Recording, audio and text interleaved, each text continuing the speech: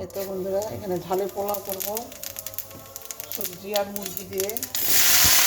সবজিটা ভেজে নেব।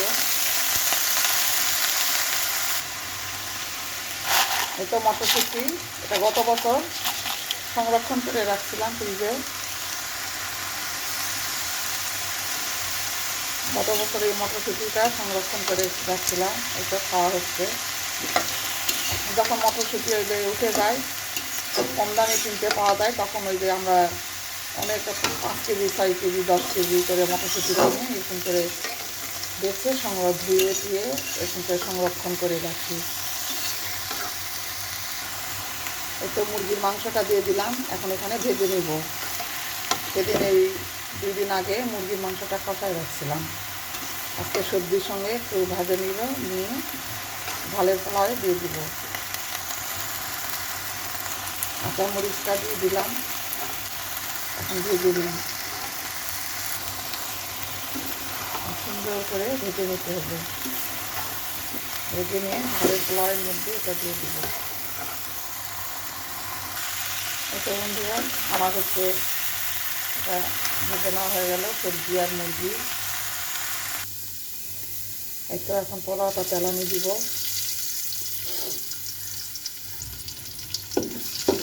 পেঁয়াজটা ভেজে নিই। তো বন্ধুরা, পেঁয়াজটা ভেজে নেওয়া হয়ে গেল, এখন এখানে পানি দিয়ে দিব।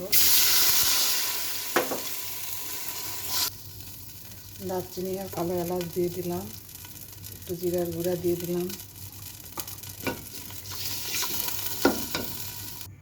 এই তো মাপের পানি দিয়ে দিলাম। এখানে বলক উঠলে চাল দিয়ে দিব। চালটা ভাজতে হবে না, নতুন নতুন আতপ চাল তো, এই জন্য ভাজার দরকার নেই। তো আদা বাটাটা দিয়ে দিলাম।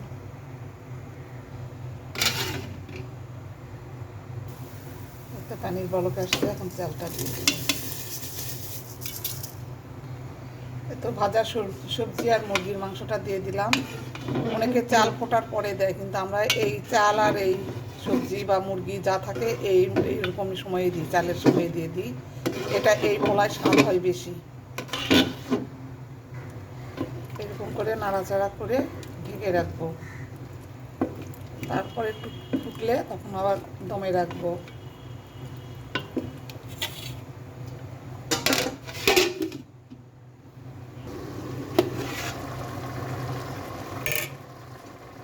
এখন নাড়াচাড়া করে পোলাওটা দমে দিয়ে দিব।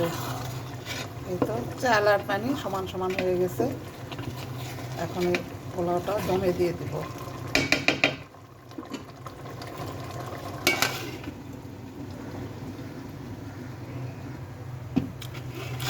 এখন একটু নাড়াচাড়া করে দিতে হবে। তো নাড়াচাড়া করে দিলাম, অফ ক্যামেরায় নেড়ে চেড়ে দিয়ে ঢেকে দিলাম। এই তো বন্ধুরা, পোলাওটা হয়ে গেছে। একটু নাড়াচাড়া করে দিতে হবে। পোলাওটা রান্না হয়ে গেল। এটা ফাইনাল লুক। সেই সুন্দর হয়েছে পোলাও, ঝাল পোলাও।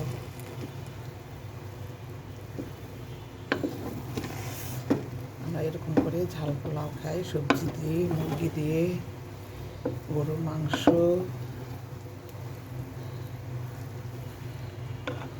এই তো ফাইনাল লুক বন্ধুরা।